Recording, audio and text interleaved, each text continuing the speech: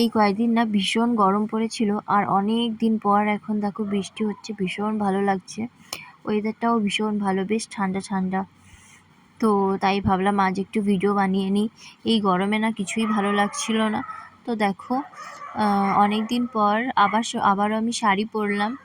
শাড়ি টাড়ি পরে একদম পুরো রিলস বানানোর জন্য আমি রেডি হয়ে গেছি।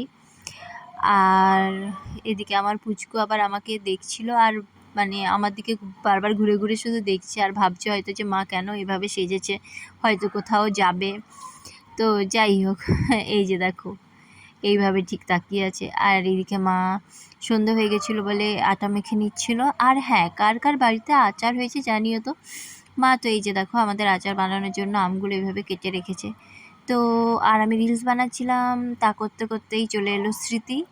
ও এসেই পুচকুকে নিয়ে খেলছিল, আর ও খেলতে খেলতেই চলে এলো হচ্ছে বুনু।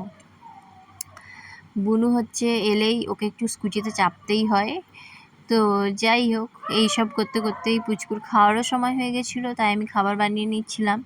আর এখন না খাওয়াতে গেলে ভীষণ বায়না করে। যত বড় হচ্ছে তত যেন ওর বায়না বাড়ছে। খাবারটা শুধু যে খেয়ে নেবে তা নয়, কখনো খাবে কখনো খেলবে। এই যে দেখো খাওয়া রেখে এখন খেলা হচ্ছে। তো এভাবেই কেটে যায় সারাদিন। এই জন্য না বেশি খুব একটা আমি সময়ও পাচ্ছি না এখন, জানো তো। তো যাই হোক, ওকে খাইয়ে নিয়ে আমি নিজেও খেয়ে নিলাম খাওয়া দাওয়া শেষ করে। তারপর মা রান্নাঘরটা গুছিয়েই রেখেছিল, আমি একটু বাসনগুলো রেখে দিলাম জাস্ট।